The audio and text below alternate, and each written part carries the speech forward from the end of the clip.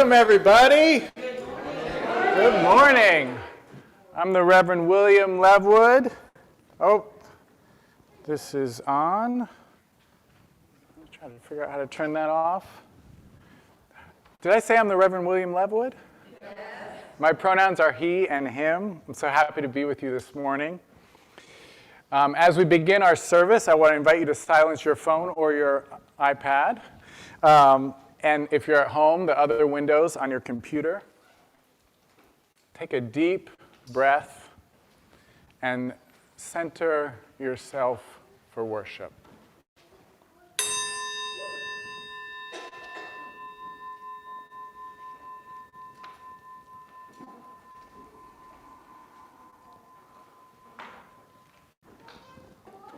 We open in welcome to the ancestral people of this land, acknowledging that our church, like all of Burke, rests on the unceded territory of the Manahoac tribe of the Great Sioux Nation. We seek healing and the realization of justice with the people of this land who live on and their descendants, the present-day members of the Monacan Indian Nation, the Patawomic Indian Tribe of Virginia, and the Piscataway Indian Nation. We honor the ancestors as we move toward healing so that all together shall one day know full justice. So our theme this month is courage, and on the first Sunday of the month we explored what courage means and what makes courage possible in our society and in our daily lives. We saw how courage is most often a result of collective action, and we reached back to last month's theme of belonging to explore how what belonging asks of us is the courage to be our authentic selves. And what courage makes possible is the collective action. What makes courage possible is collective action and a sense of belonging. So the belonging and the courage go together. And then last week, we applied courage to the pressing issues of our day. We explored this congregation's social justice study action issue for the year, which we're calling transcendental living. Transcendental living. And we looked at the courage it takes to come out as queer, looked at the courage it takes to reclaim cultural traditions in the face of attempted genocide and forced assimilation. And we looked at those together in the pan-Indian term Two-Spirit, which is reclaiming traditional gender and sexualities. So next Sunday, we're going to look at the theological roots of courage. We're going to look at that through the lens of white UU theologian Sharon Welch, through what she calls a feminist ethic of risk, an ethic of risk that she sees active and draws out of the lives and literature of black women in America. But today, we're going to center ourselves in the place from which courage is born, our hearts. We'll take courage from the wonderfulness of animals and from our sense of kinship and kithship with animals, which encourages us, which calls us, hush, hush, somebody's calling my name, calls us to open our hearts to the many more than human earthlings we share this planet with, who we depend upon, our relatives, our kin, and to hear the call to care for them as well, and the earth, and in so doing ourselves. Good morning. And I hope you have heard peace and goodwill being barked or howled by tongues in your area, your neck of the woods, like I know I have at my house. Welcome to Accotink Unitarian Universalist Church. I am Nancy Melito. My pronouns are she, her, and I'm happy to be your worship associate today. This congregation is a welcoming and inclusive community that seeks to create a more just and compassionate world. If you are new to Accotink and would like to talk more about this church, just about anyone here can tell you about us. Our greeters, our minister, myself, or anyone with a cross-stitch name tag, if you're here long enough, you get a cross-stitch name tag, will be happy to tell you how wonderful it is to be part of this community, and we hope that you'll join us. Whether you're a longtime member or a newcomer or something in between, we encourage you to stay for not exactly our social hour today, but please stay online because we have a very important thing to do after service. And we are so delighted that you decided to join us today. Welcome. This reading is an excerpt from Winter Herons by Barry Holston Lopez. He had only walked a few blocks when he realized that birds were falling. Great blue herons were descending slowly against the breaking of their wings, their ebony legs extended to test the depth of the snow, which lay in a garden that divided the avenue. He stood transfixed as the birds settled. They folded their wings and began to mill in the gently falling snow and the pale light. They had landed as if on a prairie, and if they made any sound, he did not hear. One pushed its long bill into the white ground. After a moment, they were all still. They gazed at the front of the hotel, where someone had just gone through a revolving door. A cab slowed in front of him. He shook his head, no, no, and it went on. One or two of the birds flared their wings to lay off the snow, and a flapping suddenly erupted among them, and they were in the air again. 15 or 20 flying past, with heavy, hushing beats, north up the avenue for 2 or 3 blocks, before they broke through the plane of light and disappeared.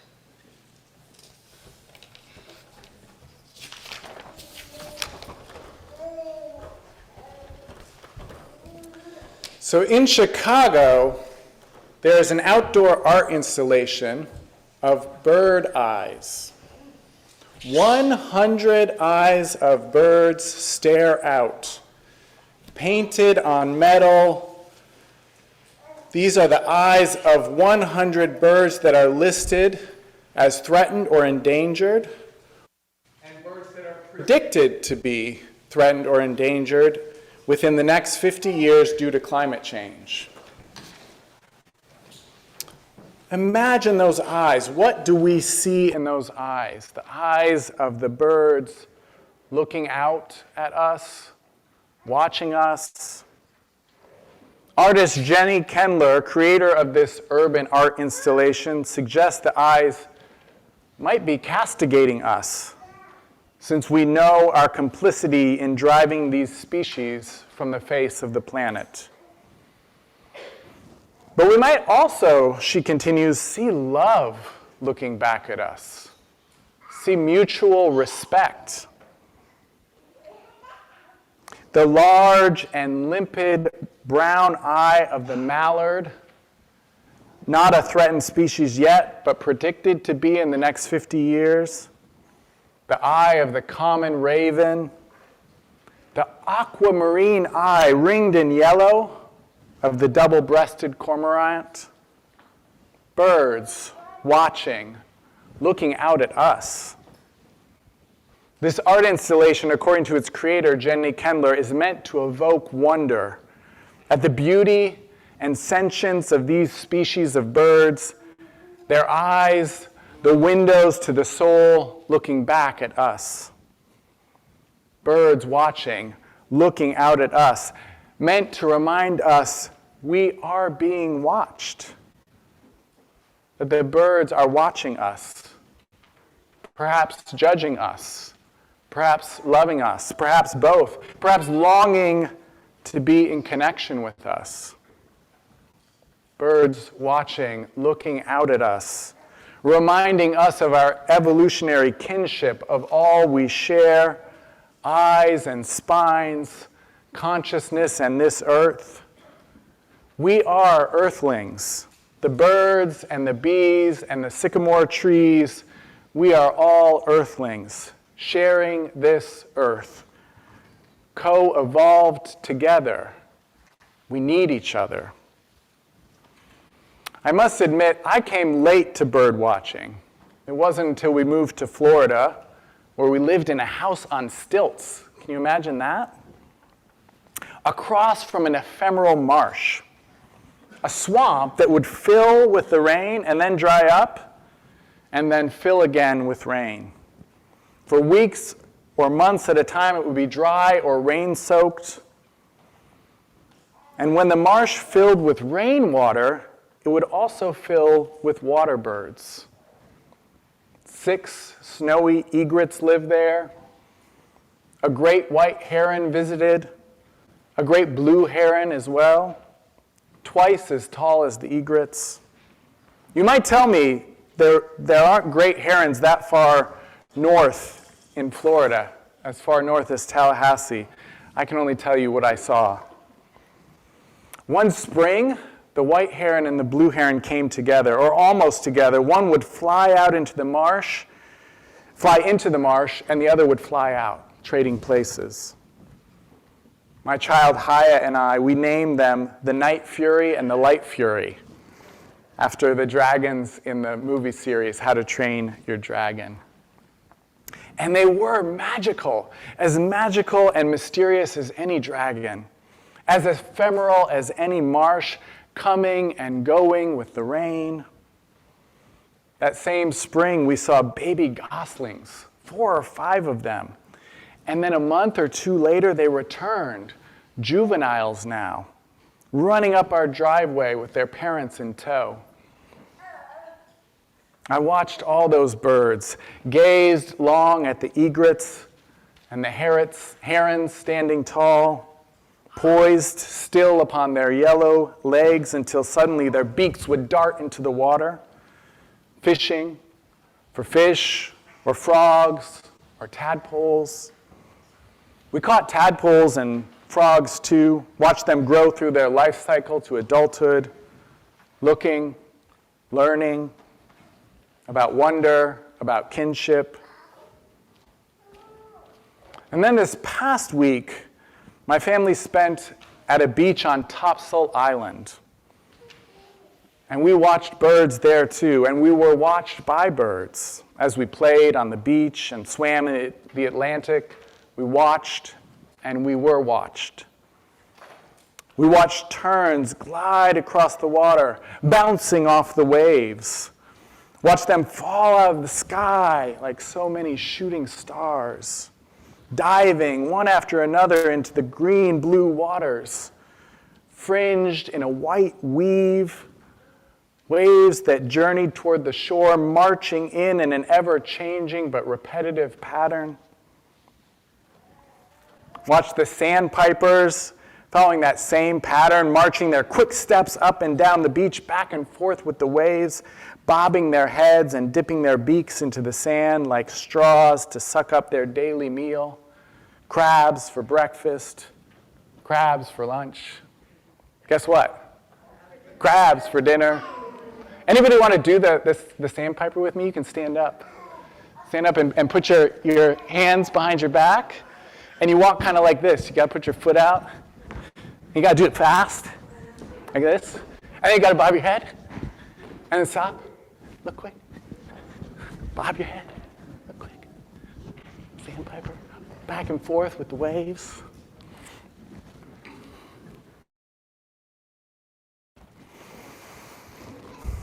What I really love to watch is the pelicans gliding above the waves, solitary or in rows. At one point, early in the week, I swam out, and a pelican swam right above my head, not more than an arm's length away. I felt wonder and kinship as we looked each other in the eye for a moment, a brief moment. And later in the week, as I swam out again beyond the breakers, hunting a tern with my eyes, I thought how the terns are more taciturn, more shy, that they always fly away as you come closer. And then, just then, the tern turned back and flew straight towards me and flew right over my head, this time 2 or 3 arms lengths away. And I felt it again, the wonder, the kinship, as we looked into each other's eyes for a brief and glorious moment. It feels strange to call birds earthlings, but they are. they are earthlings just as we are, bound to this earth even as we soar above it on wings or with our eyes. We are, the birds and us and all of the creatures of this earth, earthlings, gliding and floating along like the waves, our patterns ever changing and yet predictable. We are together earthlings, relatives, kin. So as Brad sings this next hymn, I invite you to enjoy a celebration of wild animals. Thank you, all of you who sent in photographs of wild animals that we're going to enjoy together now. And just let it wash over you like waves. The blessing from the animals and the blessing like waves that you're giving out to the animals. So when my wife was pregnant with our first and only child, our cat, Muskie, may her memory be for a blessing, as my wife neared her due date, Muskie began to follow her around whenever she would go on walks. When my wife shared this story in a sermon recently, many of you know my wife is also a Unitarian Universalist minister. She'll be ordained on November 6th. Yeah, that's exciting. In Richmond, you're all welcome to come. My wife remarked when she preached about this that it's a regular occurrence for dogs to like to take walks with people, right?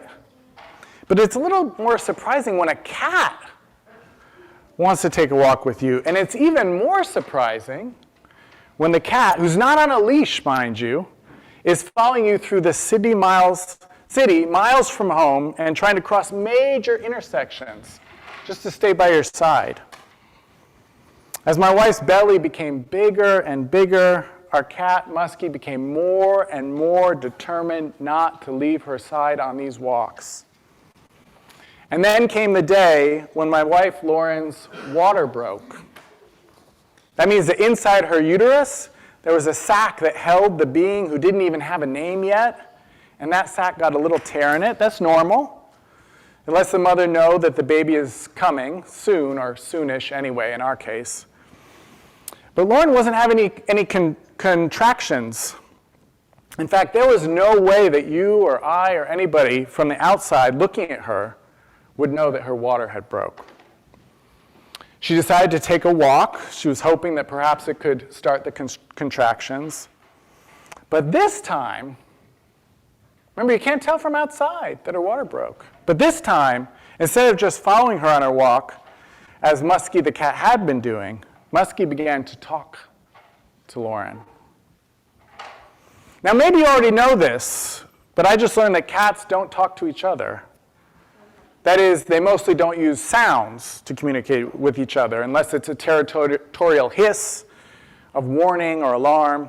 They communicate with each other through body language, with their eyes and their tails, with their crouching bodies taut and ready to pounce, or their backs arched.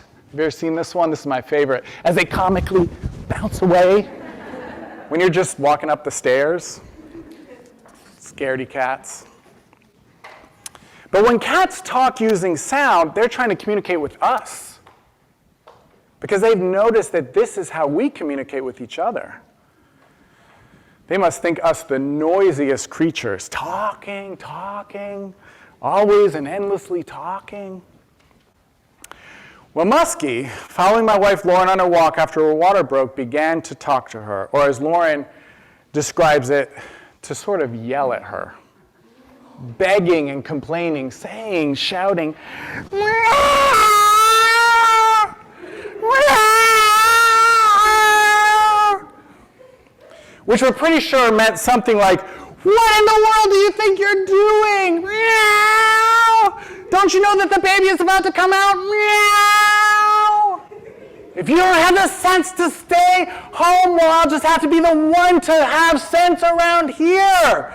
Meow! You get back in this house this instant, young lady. Meow! Muskie was listening to my wife's body. She could tell what no human knew or could know. Not without the aid of special medical instruments hooked up to machines, their sensors on her belly. Muskie could tell, and Muskie cared. She was my wife's doula in that moment, her birth attendant, the mother's mama. Muskie the cat was the mama bear to the human mama about to give birth. And she was telling her to pay attention to her body and get out of harm's way, to get out from the open, out from the wild, to crawl into some safe, dark, secluded place to give birth. Author and scientist Peter Wohlleben, in his book, The Inner Lives of Animals, tells us that what many of us already know. The animals show signs of empathy, which means they can read and respond to other creatures' emotions. He tells us they can even show signs of selflessness or altruism, making sacrifices that benefit other animals in the group rather than themselves. Like how Muskie was crossing those busy streets through the Berkeley traffic to yowl at her matriarch's yowls. She was the matriarch in the family. To yowl her matriarch yowls at a young, and to her mind, foolish mother-to-be. She was saying with some annoyance, I love you. Meow. I love you. Meow. You silly, foolish human. You fellow earthling. My relative, my kin. Meow. I love you. Now get back in the house. I said now, young lady. So we have a story now. It's illustrated by Don Wood and it's written by Audrey Wood. But we're going to tell it, so you won't see the illustrations. So that means you have to make the illustrations. Does anybody want to come up here with me to help make the illustrations? Anybody? You can join me at any time. You don't have to start up here, but you can. Oh, I see some people coming. Come on, Mom. Come on. All right, come on. All right, and you can also do it from your seats. Oh, that was a trick. Oh, so clever. Whoa, do we have a tricky animal? I don't think we do. We need a tricky animal in the story. A fox, a raccoon? A fox is good. A fox. They are pretty. All right. Tricky. All right. So you all still have to do it even though you're not up here, okay? That's right. Okay, here we go. You guys are going to do our illustrations. So, I'm quick as a cricket. Okay, can you be quick? Move quick. Or like a cricket, maybe you jump. Quick. Come on, out there too, quick. I'm as slow as a snail. How slow? Who can be the slowest? As a snail.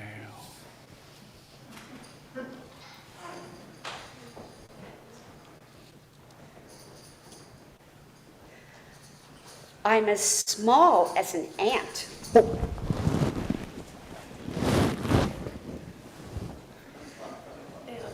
I'm as large as a whale.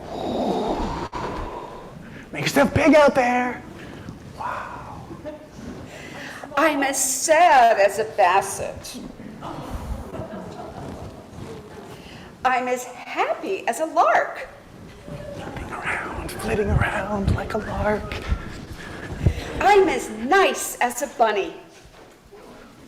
I think of this one as kind, right? Like bunnies are so kind. They don't hurt anything, except carrots and cabbage and, well, never mind. But they're kind. I'm as mean as a shark. I don't know about this one either. Sharks, they're not mean. I don't think they're mean. Maybe fierce. Yeah. Okay. Ferocious. It's a shark. It's okay to hate, and be fierce about, attacking your bad habits. Like a shark, like a mean shark, mean to those bad habits. Yeah.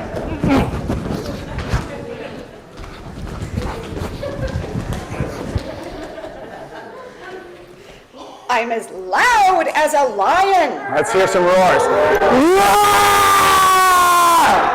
Come on, we can do better than that.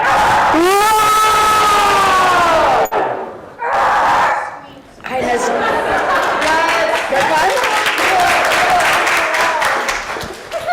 I'm as quiet as a clam. Oh. The clam just makes a sound with it. Actually, it doesn't even do that. It doesn't do anything. I'm as tough as a rhino. Ooh, tough. Got that tough skin. You can't hurt me. I'm a rhino. Get solid. Get ready. Just try to knock us over. Just try. Just try. I'm as gentle as a lamb.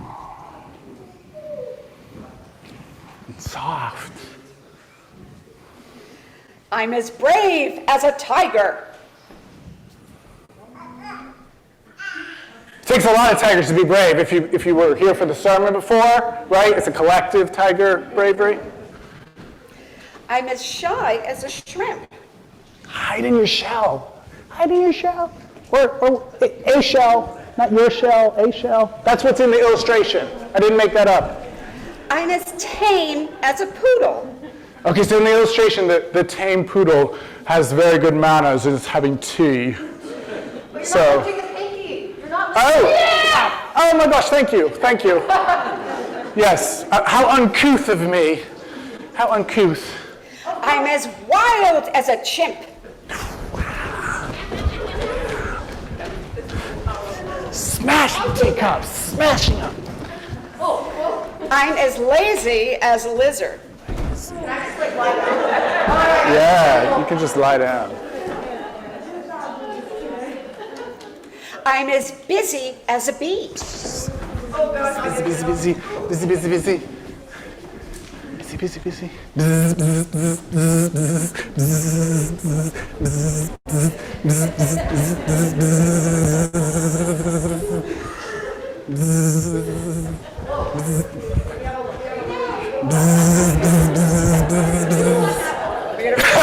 I won that one. Adelaide says I won that one. But you didn't win what? I didn't, no. But put it all together and you've got me, us. Thanks, Thank you to everybody. all workers.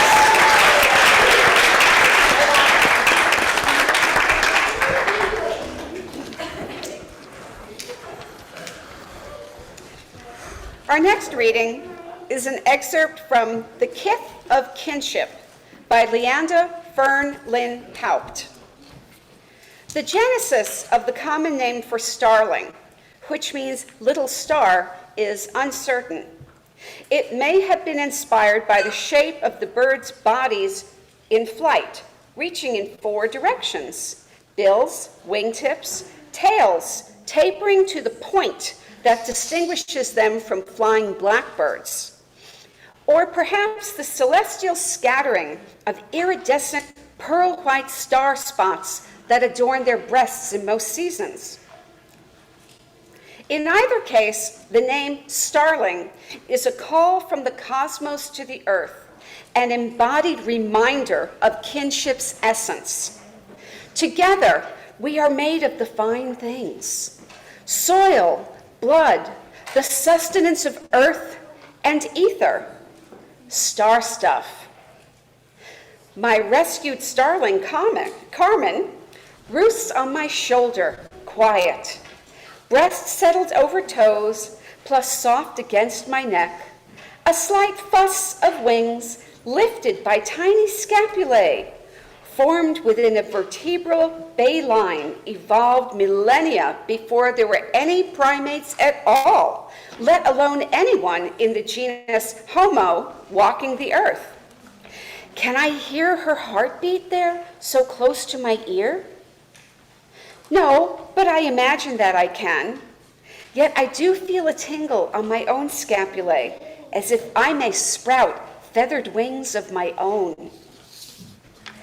We feel this entrainment with other beings when we allow ourselves to enter into it, leaning with bare feet against the trunk of an ancient cedar, our craniosacral fluid rising and falling with the sap.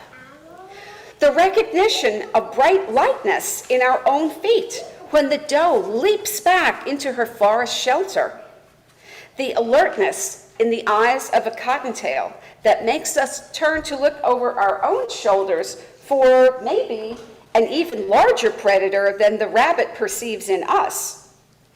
Deep kinship invites these moments of precautional interning with another creature, of everyday shape-shifting. I imagine some of you have heard the phrase kith and kin. Has anybody heard that? Oh, good, a few of you. I asked this at the beach, and nobody had heard it, so I got a little worried. Over time, we've lost the meaning of this phrase, though. We've come to see kith and kin as synonyms, when they actually have distinct meanings of their own, and when the difference is important. In my stories of my encounters with birds, the story of our family cat Muskie and her protective, caring communication with my wife Lauren, and in embodying the qualities of other animals, as we just had so much fun doing, I hope that you've had an experience of kinship, been brought into that experience of kinship with other earthlings. Hopefully you've been reminded of your own stories, of times when you've experienced kinship with animals in your life, both wild and domestic. We are kin with the animals of the earth, with the other earthlings that we share the earth with. They are our relatives. We are one family. In the essay that our reading is excerpted from, drawing on the work of J. Griffiths, Leonda Fern Lynn Haupt explores the difference, though, between kinship and kithship. She writes, where kin are relations of kind, kith is relationship based on knowledge of place. The close landscape, 1 square mile, as Griffith writes, where each tree and neighbor and crow and fox and stone are known, not by map or guide, but by heart. Kithship, then, is intimacy with the landscape in which one dwells and is entangled, a knowing of its waymarks, its fragrance, the habits of its wildlings. Kinship, she continues, speaks to the truth of an interrelatedness that is shared no matter how deeply we as individuals perceive the connection. We experience this with our human blood relatives. The substance of our genetic lineage remains, whether or not we know our relatives well, whether we like them, or have any sense of what they do from day to day. Kithship, she explains, is different. It is an exacting intimacy, one born of nearness, stillness, study, observation, openness, and vulnerability. Kithship is hard-won, visceral intimacy, blood cut of the thorn, bright stinging nettle, the knowledge of the rock where the snake suns herself and the best path around it. Kithship is particular. I used that word, that it was uncouth of me not to raise my, so people think that, the etymologists think that kith probably comes from the word couth, which means to be familiar with, to know the rules. Uncouth meaning you don't know the rules of the place where you're in. So I have a particular and perhaps somewhat unique relationship with kinship and kithship. I just spent a week with a family that I didn't know I had until I was an adult.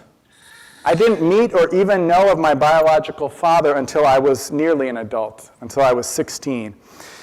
So this family that I just spent a week with are some of my closest biological kin. Some are my close biological kin and some are not.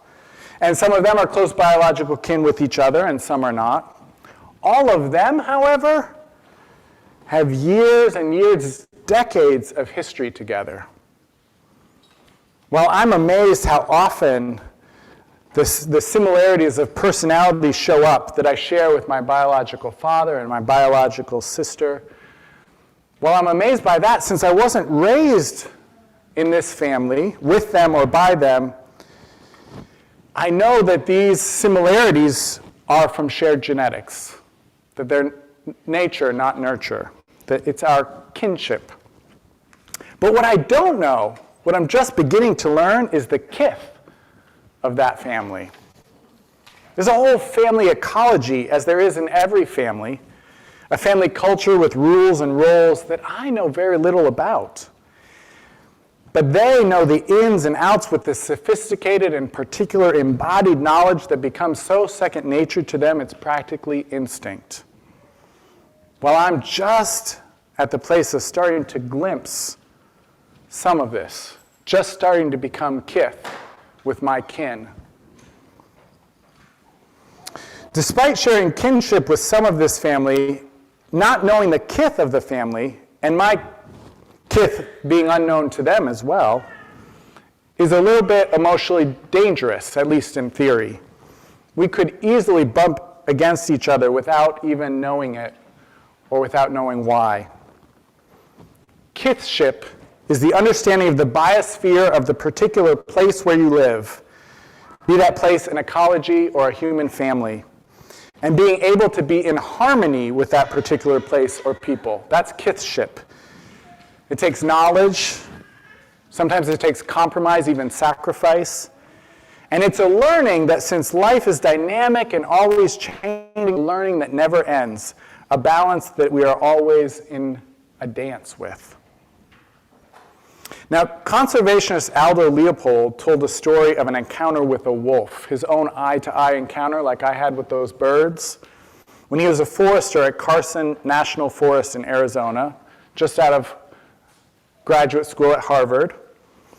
Now, this story has a sad, even a tragic, Bambi-like beginning, because Leopold, seeing a pack of wolves, shot his gun into the crowd, wolves being seen at that time as pests or worse.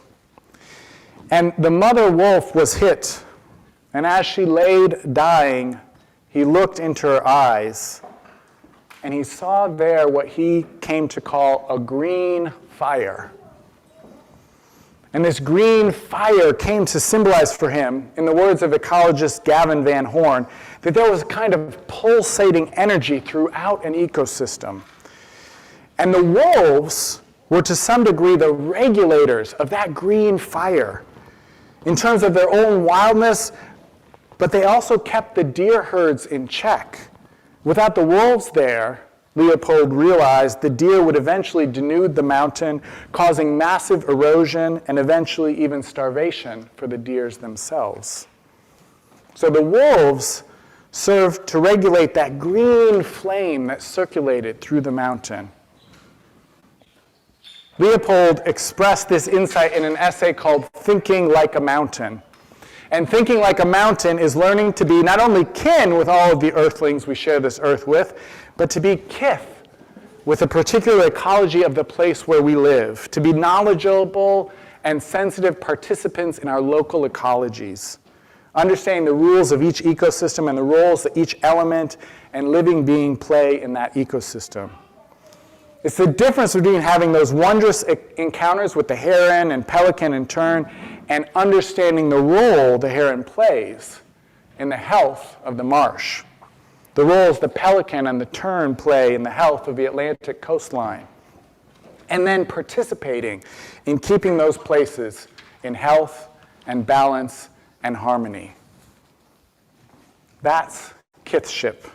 So as we've blessed animals today, both wild and domestic, those we feel kinship with and those we know intimately, know the kith of, may we learn to celebrate and honor all beings as persons, as beings of worth, as relations, as kin, and may we come to know them in their particularity and their relationships with each other, as participants in a local ecology, an intricate and intimate sacred dance, a diverse beauty that we're just beginning to learn. May we continue to learn how to be both kith and kin. Amen, amen, amen, and blessed be. Though we will extinguish our chalice flame, we carry within us what we kindled, the light of inspiration, the warmth of compassion, the fire of commitment. May we bring these gifts into our lives and share them radiantly out in the world. And now, if you would, I invite you to join me in our community blessing with these words of David Bumba. If you would please stand where you are and hold your hands out to the rest of the congregation. If you are at home, please Extend your hands toward your computer screen, because we are all one. This church is dedicated to the proposition that behind all our differences and beneath all our diversity, there is a unity that makes us one and binds us forever together in spite of time, death, and the space between the stars. We pause now in silent witness to that unity. You may be seated. So we have all of evolution's possibilities in us. We've got the shyness that I just saw Clover exhibit, hiding behind her dad a moment ago. We've got the roar of the lion. And the key, the kith of it all, the virtue ethics of it all, is to be mean towards the right thing at the right time in the right amount.